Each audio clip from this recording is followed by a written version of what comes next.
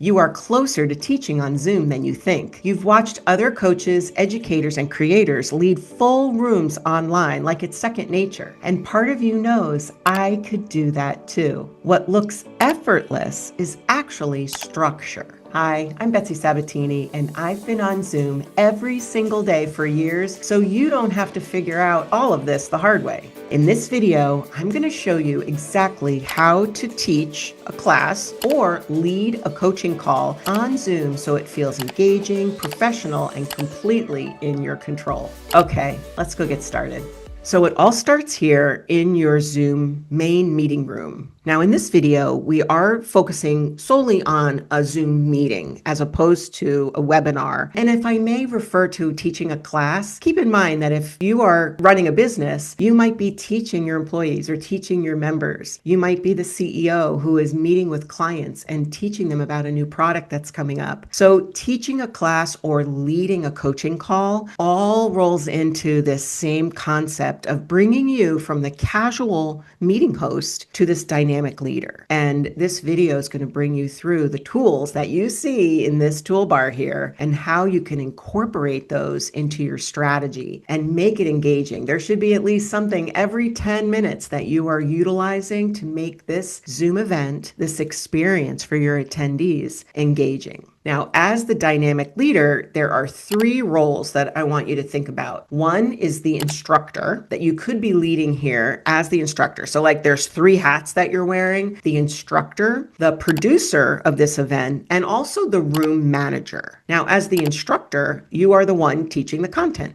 So you arrive on the scene, you have the knowledge, the expertise of the content. And so in order to fulfill your role as instructor, you've got some Zoom tools that you'll need to have. And that includes sharing your screen, because what have you brought with you to show them? Do you have a presentation that you've done in either PowerPoint or Canva? Do you have a video or a website, maybe something that you're going to show on the screen? And in sharing screen, that means that you present this to your audience and make it engaging. And coming up in the video, I'm going to show you how when you use share screen, you can enhance it with something we call annotation. Now that second role as producer, now you are the person who is keeping track of everything that goes into running this event. And that's from sending out the invites, making sure people know that this event, this class, this presentation, this coaching call is taking place on what day and time. And that means that you're responsible for making sure those invitations go out promptly. And we have another video, and I want to make sure you go through that video as well. I'm going to touch on it here, but definitely take a look at our video, which is about sending out the invites. And you can find a link to that video in the description below. And as the producer, another one of your responsibilities is not only making sure that, people have either received the link, registered for your event, and given you the proper, maybe even payment up front. Another responsibility as the producer, in addition to making sure the invites go out successfully and that you have gathered any registration detail, is to assure that this event moves smoothly. And that means checking all of the settings up front. And these settings can be found in your Zoom account. And look, you might right now be listening to this video saying, I'm both. I'm the producer and I'm the instructor. Yes, you are. So if you're the one that owns the Zoom account and you are the admin of that account, you pay the bill, then we're going to take a look inside the settings needed to make sure that you have yourself set up for success. Now, that assures that your event, this class or presentation or coaching call, so we're just going to assume any of that under the same umbrella, it moves smoothly, glitch-free. That's our ultimate goal. And it moves smoothly from start to finish. And so you're going to map this out. How do you want them to arrive? What do you want them to see when they arrive? Zoom has something called a waiting room, and we're going to take a look at that in your settings. What do you want them to see? Do you want them to see just a banner or logo or maybe a picture of you? Or this is before you admit them? Or would you like them to see a video? And we will take a look at those settings inside your Zoom account. Now, when the meeting ends, as the producer, and you have watched it go smoothly from start to finish, and we're going to talk about all the engaging tools. In addition to sharing, we'll talk about the things that you might want as you map out this event. And that includes any Zoom polls. So these are questionnaires, polls, live questioning that you can get immediate real-time feedback. Maybe you're going to incorporate reactions of some kind. You don't want to unmute everyone because you want to keep them muted while you are talking about the content, but possibly get them to react in a way that you can see that they're listening and what they're thinking. Now, the third role, maybe that third hat that you're wearing, is as the room manager. So this meeting room manager, and we're going to call this area that we're in right now, this is your Zoom meeting room. And keep in mind though, when we talk about a Zoom room, Zoom does have another product that you have to pay for. It's an add-on that's called a Zoom room, and it involves other equipment that you would actually have set up. And so we are not talking about that at this time. So when in this video, when we refer to your Zoom room, it simply is this meeting room. And everyone that attends and joins is in here with you until you possibly break them out into breakout rooms. And that feature we're going to cover in terms of really improving the engagement and the motivation for everyone to stay attentive will be in the form of these type of engaging tools that you incorporate. So now in that third role as room manager, this is your responsibility to make sure that when people come, the ones who signed up are the ones that really showed up. When they enter the room, are they muted upon entry? Is everything quiet so that the instructor can start with the content and really hit it off with a bang, just as if you were in person and that instructor or presenter was up on a stage in front of the room. You would want to make sure the lighting was correct and the sound was efficient and that everyone could see and hear the instructor and their content. So as the room manager, this is your responsibility. Now, if you're thinking at this point, how am I going to be able to do all of these three roles at the same time? You might be thinking, I need some help. And as a room manager, you can certainly look for someone who can do that role for you. And you would assign them as your co-host. Make sure that when you use a co-host, that they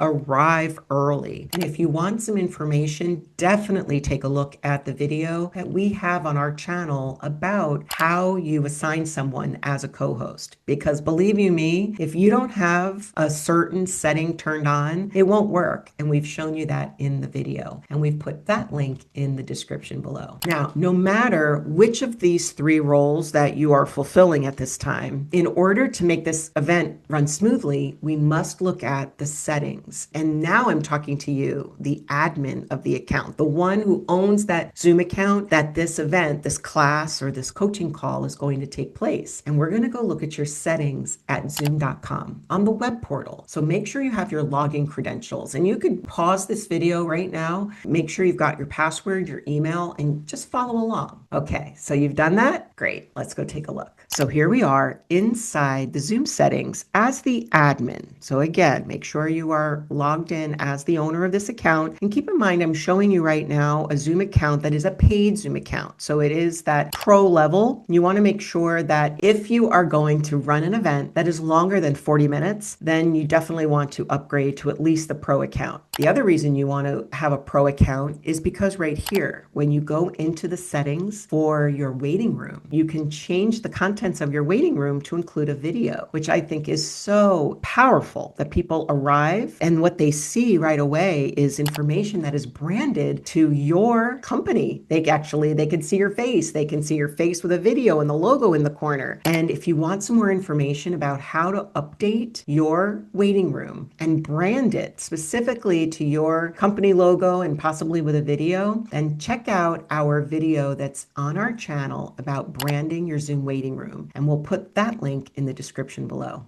Another best practice when you are leading a class or presentation on Zoom is to think about when they leave the waiting room and they are entering the main meeting room, picture like as if this was in person and they were leaving the lobby or the waiting room, physical waiting room, and they're coming into your conference room, the area where the stage is. And as they're entering, let's say that the meeting is already in progress. You would want them to be extremely quiet as they enter. Well, on Zoom, just to make sure you've got that set correctly, ask Zoom to make sure that those attendees, those participants are muted upon entry. And you'll see that here in the schedule a meeting section. So you can see here, we're in the settings where it's scheduling, the settings for scheduling specific, and then right here where it says mute all participants when they join a meeting. Beautiful. Because then as you turn it over, as the producer, you turn this over to your instructor, or maybe you're the room manager and you turn that over and the instructor is in the middle of their presentation, someone arrives late, then you will have no sound interruption. It's a great best practice. Now in this next section of the meeting settings, and all we're doing is scrolling down, but we're hitting different categories. And this category, as you can see here by the little arrow, if you click there on your screen, you will be brought directly to the basic meeting settings. And one of them has to do with the chat that we see in a Zoom meeting. Maybe you've experienced other chats as you were a participant somewhere else. Well, as the producer now, you are creating this event, mapping it out. I would say it's a best practice to be able to let people put emojis in the chat. This gives them a comfort level to tell you how they're thinking, what they're feeling, and it's very much like texting on their phone, which we all do. And you can find that here. This allows you can see here right in this setting, to indicate that they can use all emojis. And there will be a little button in the chat where they can pick up any emoji, not just the standard ones that they see on their screen. Another basic meeting setting is the ability to assign a co-host. So there it is. You have another person who is going to act as your room manager, and you need to assign them as the co-host. And you've got to make sure this is on before your meeting starts. The other two basic meeting settings that you would definitely want to have on as the producer mapping this out, you're also going to say, hey, as the instructor, when I am presenting my material, I want to be able to engage them at least every 10 minutes, 15 minutes maximum. And that can be done with built-in tools like Zoom polls and Zoom surveys. You can also do this with a Zoom breakout room, and that's where you break out the contents. The people who are in the main meeting room, you can actually send them to their individual rooms. And when they get to those rooms, they don't hear anything that's going on in the main meeting room. They have their own little room. And then even as the host or the co-host, you can go visit those rooms. Well, that setting is in here. It's just not in this section. You have to scroll all the way down. Now watch as I do this. As I scroll down, you'll see we bypass a lot of these different settings. And if you want to know some more information about which ones do I need, there's ones on screen sharing and there's ones on annotation and whiteboard, and you really need to go through these and get a handle on what's turned on, what's enabled, and what's not. And I have a guide for that. It's actually a checklist, and it's called the Zoom Mastery Checklist. And so I highly recommend that you grab a free copy of that, and we'll put a link to that in our description below. So here it is. If you scrolled all the way down following along, now we're in the advanced meeting settings. And you can see here that Breakout Rooms needs to be on. And when that's on, you'll be able to see the button in your toolbar. So a lot of these things, as you're following along to see where are those tools, a lot of the comments or what I hear from people is, I followed along, but I don't have any of those settings. I don't have the buttons, Betsy. They're not in my Zoom toolbar. And it's primarily because you did not come here, enable the setting that you needed prior to the meeting starting. Because once the meeting starts, and I mean, you start it and all your people have come in, and then you realize you can go and turn it on, but it won't take effect until the next meeting, till your meeting ends and the next one starts. So why not run a practice session? Perfect opportunity for you to make sure everything's there. And if you want to run one with me, well, we do that live every week in my virtual collective. And you can join the collective right now. The doors are open. You can do that with the link that's shown in the description of this video. So So we have plenty of resources for you. I'm so excited that you're actually going to take this Zoom platform, this business communication platform, and you're going to get exposure with your company to a group of people who are going to hear about your products and services. They're going to be able to bond with community and your memberships. They're going to be able to take a class from you and learn from you in this virtual setting. It's so exciting. So now, if you followed along to this point, then you have turned on those settings. When you open up your own Zoom, and you have to do that as the host, so you have scheduled your own meeting or you have started a meeting with share screen, then you will get in here and you will have this host toolbar. And one of the buttons right there is share. So that's going to bring up this menu of choices so that you can choose what you want to share. And you must have your presentation already open and just choose it there. If you're using Canva, you can open up your Canva presentation from a browser. If you're using PowerPoint, then just have that open already. If you're not using a presentation, you're not using a slide deck, and you're going off of content. I often do this where I'm showing you something live from a website. Have that website open already. Then it will appear in that list. If you are showing a video, then you will definitely want to make sure that the sound comes through appropriately. And that means you must click this checkbox. Say that you want the sound to come through the meeting to everyone who is attending. If you don't check those boxes before you share, your sound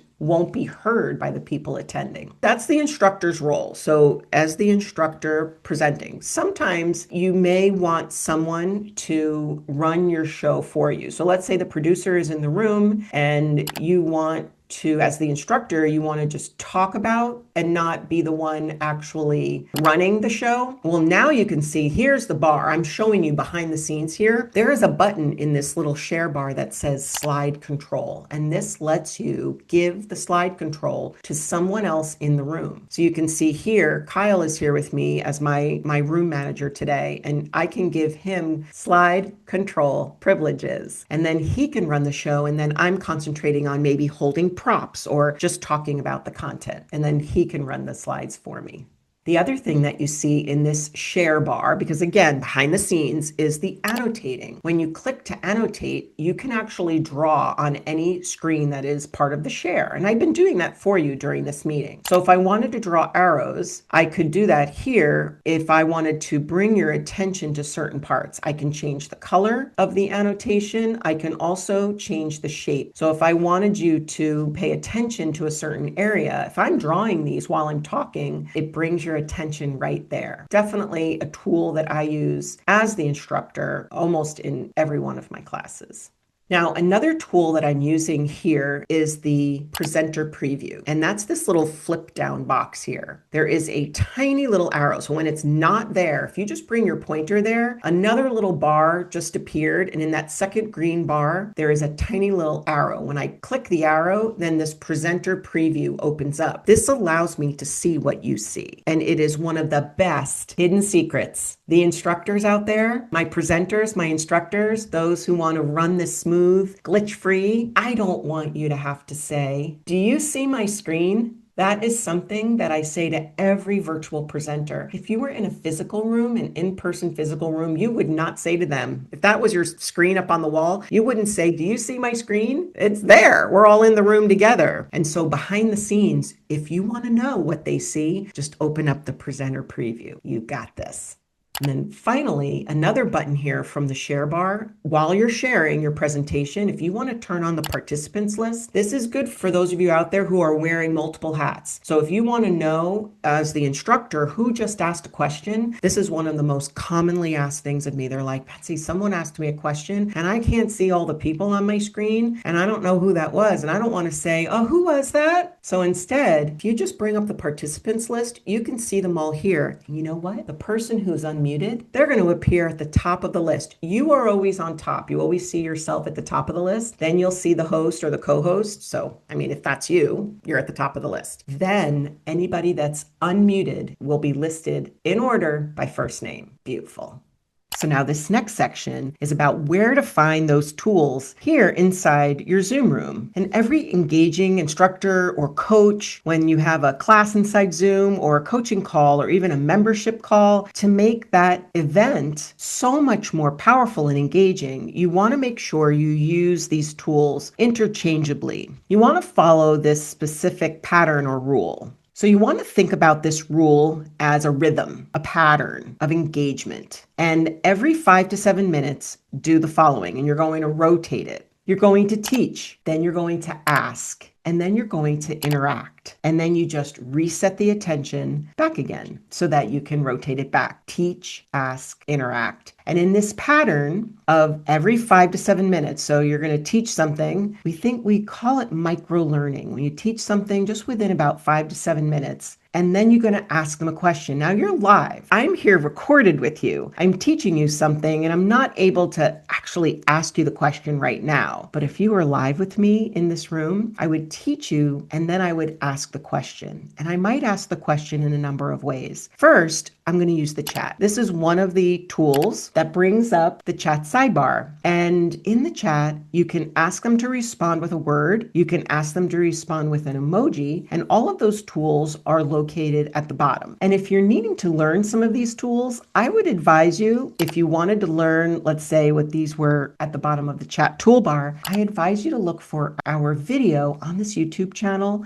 with how to use Zoom. And it's a beginner's guide. Now we have one for 2026 because some updates came out. Highly recommend that you take a look at that. There is an original one, which was from last year, 2025, and you'll find that on our page as well. We will provide you with the link to those videos in the description. So once you know that the chat can be used to interact, people do not have to unmute, you can either keep that chat open while you're teaching or close it. If you have a room manager in the Zoom meeting, if you have a co-host, they can keep the chat open and monitor it for you. As long as you have a pattern for maybe go through that cycle, that rhythm of every 5 to 7 minutes, that after you've asked the question for them to respond, now they know they can interact with you. And then you can go to your room manager and say, even live on microphone, you can say, hey, do we have any questions in the chat? So after that pattern of interaction, you want to cycle back around and maybe you'll teach another 5 to 7 minutes. Then it's time to ask again and have your room of participants interact with you. Another one of those tools is the React button. There it is, the little heart-shaped icon. And when you click there, they have these couple of rows. So you should know that ahead of time. Again, earlier in this video, we talked about the settings. So if you have fast forwarded to this spot, go back and look at the section under settings because you must have this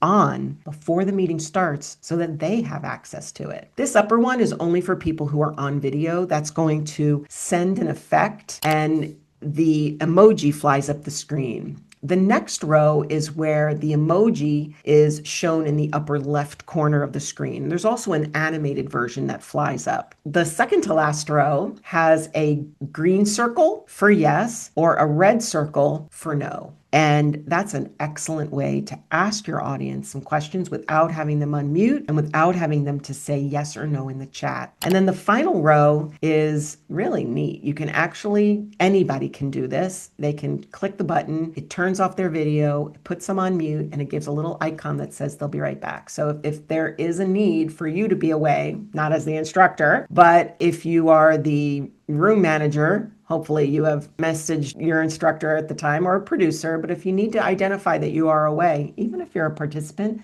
in someone else's Zoom, that's a great feature. Okay, so there is your cycle of teach, ask, interact. Let's just do this 2 more times because there's 2 more fantastic tools I want to raise you awareness to. The next one is polls and quizzes. So this is a built-in tool inside Zoom where once you have put these in, and you put these in inside the web portal, and a poll or a quiz is listed in your library. And yes, we have a video on this, on how to create engagement with quizzes. You can actually set it up so that when you launch this quiz inside your Zoom meeting, it asks a question like, what is the color of the share button? And they can pick a color and then they can find out whether they are right or wrong. So it's a great way for self-assessment, practice, or even to actually see if they're getting what you're teaching them, if that's your goal. There are polls as well where you can just poll the audience, and those are identified here. So if you were just launching a poll, you can just pick all that apply. And this is a way to ask a question and get percentages from the audience about how they answer. And you get that in real time. So now finally, here it is, breakout rooms. So this is a way to engage by splitting up your group of participants, sending them to another virtual room called a breakout room. And you can even use your room manager here where it says include the co-host. So if you had a number of room managers, you can have actually an unlimited amount of co-hosts. And then you can actually include them in the breakout room so they can actually go to a room with a group of participants and maybe act as your teaching assistant. Maybe they're going to show them something in those rooms. And this is a great bonding exercise, great for engaging. Your students and participants can talk to one another, and then they come back out of these breakout rooms just transformed and mesmerized by what they experienced, the conversations they had, the discussions. You as the host can even visit each room while they are in session. It is a fabulous way to create engagement and have people remember and talk about your event for months and maybe years to come. Trust me on that. There is a way, though, when you create the breakout rooms, you can either do it automatically, which is just by math, and say to Zoom, hey, can you just break up my 100 people into evenly numbered groups? And Zoom will do that. You can even do it manually. So if you knew that you wanted to put people together based on their departments or their subject matter expertise or where their location, where they're from, you can do it manually. So you can just list them. And the last one is to let them choose. So if you teach, let's say, 3 different topics and you want to say, hey, we're going to have 3 different rooms. There's going to be computer help in one room, Windows, Mac. There's going to be cloud help in another. We're going to do Google Drive, OneDrive, iCloud. This is the stuff I teach. And then in the final room, we're going to be doing graphics and presentation. So we're going to have PowerPoint help and Canva help and Google Slides. And so you can set up these rooms ahead of time and have people pick. How about that? And then they go out to these rooms. You have it set up for a certain amount of minutes. And then when the exercise or the case study time is done, you can close the rooms and everybody comes back here. It is a fabulous way to create engagement inside your classroom. And again, if you are the instructor, but you're really acting as presenter or thought leader, this is the place where you are creating an engaging environment. And with the methods that we've taught here, leave me a comment below. In that role, are you the instructor, the room manager, or are you the producer? And I'll get back to you on something I have special for each role. So let me know in the comments.